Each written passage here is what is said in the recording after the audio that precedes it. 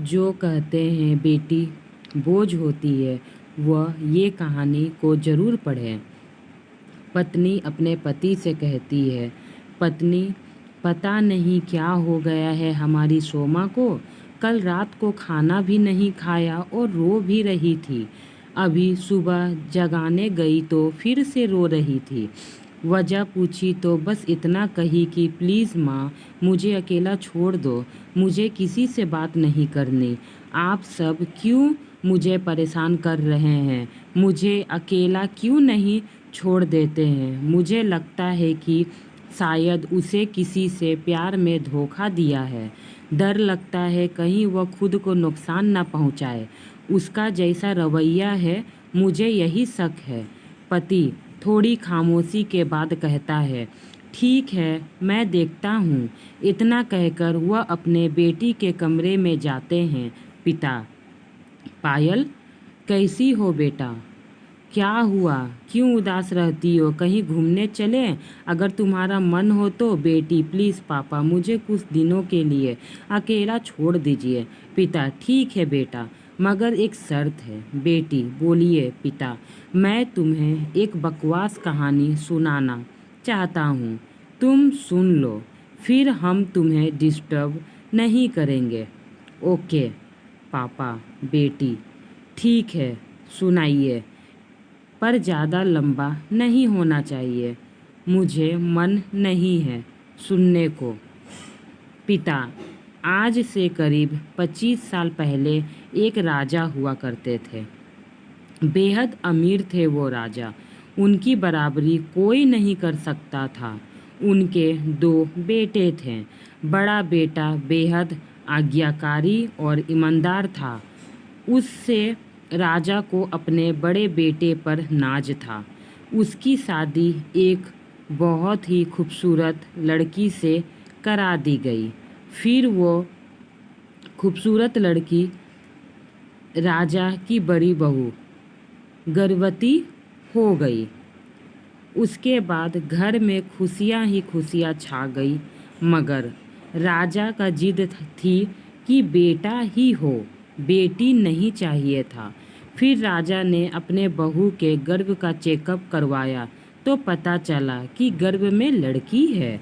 राजा ने बेटे को हुक्म दिया कि लड़की को गिरा दिया जाए। आखिर बड़ा बेटा आज्ञाकारी था, ना तो करेगा नहीं, आपकी बात मान ली। गलत काम में अपना पापा का साथ देगा, ऐसा सबको लगा। मगर पता नहीं उस पागल बेवकूफ़ को क्या सूझा कि अचानक से 2 दिन बाद अपना राजपाट, धन दौलत, शानो शौकत सबको छोड़ के अपने गर्भवती पत्नी को लेके महल से गायब हो गया। सच कहूँ तो बड़ा बेवकूफ़ और पागल था। लोग बेटियों को बोझ समझकर गर्भ में नष्ट कर देते हैं, और एक वह बेवकूफ़ पागल एक बेटी के लिए तमाम सुख सुविधाएं को ठोकर मार दिया। और बाप की बात मानना तो आज उसकी जगह राजा होता। ना जाने वह बेटी के लिए पागल बाप ना जाने किस हालत में होगा। तभी सोमा की माँ वहाँ आकर कहती है कि वह बेटी के लिए सोमा, शक और कोई नहीं, ये ही तेरे पिताजी हैं जो तुझे अपनी सच्ची कहानी सुना रहे हैं। बेटा, तू कहती थी ना कि मम्मी नाना नानी को तो मैंने देख लिया, खास पापा अनाथ ना होते तो दादा दादी का चेहरा भी देख लेता। तेरे पापा अनाथ नहीं है बेटा, तू बड़ी होकर जिद ना करे, इसलिए दादा दादी से मिलने की इसलिए तुझसे सच छुपाया गया। फिर तेरे पापा ने तेरे पैदा होने के बाद एक कसम ली कि तेरे अलावा दूसरा संतान फिर कभी नहीं बनाएंगे। अखबार में इश्तिहार देकर तेरे दादा दादी ने बेटी को लेकर ही वापस आने को कहा। मैंने भी जोर दिया वापस जाने का, मगर तुझे गोदी में उठाकर तेरे पापा ने बस इतना ही कहा, जिस घर में मेरी प्रिंसेस की हत्या का फरमान निकाला गया हो, वहाँ एक राजा कैसे सांस ले सकता है। अब नज़ारा अलग था।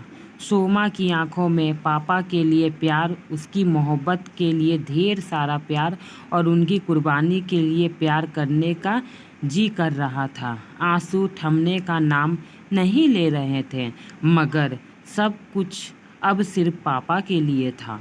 पापा ने बस आखिरी शब्द इतना ही कहा अपनी बेटी को, मैं नहीं जानता बेटा कि दुनिया तेरे बारे में क्या सोचती है, मगर तू मेरे लिए बेहद अनमोल हो। भले मैं आज कहीं का राजा नहीं रहा, मगर तू कल भी, आज भी और सदा ही मेरे लिए प्रिंसेस ही रहेगी। बेटी ने दौड़कर अपने पापा को गले लगाकर रोते हुए कहा, आप असली राजा हो पापा, और मैं आपकी प्रिंसेस। सबकी पलकें गीली थी, मगर वह नई सुबह की शुरुआत थी जहां प्रिंसेस फिर से अपने सियासत में लौट आई थी। बेटियां माता पिता की जान होती है, उनकी आन बान और शान होती है। जो लोग कहते हैं बेटी बोझ होती है, ना ये कहानी ज़रूर पढ़े ताकि उनके आंखें खुल जाए। जो बेटी कर दे वह कभी बेटा नहीं कर पाता, ये दुनिया जानती है।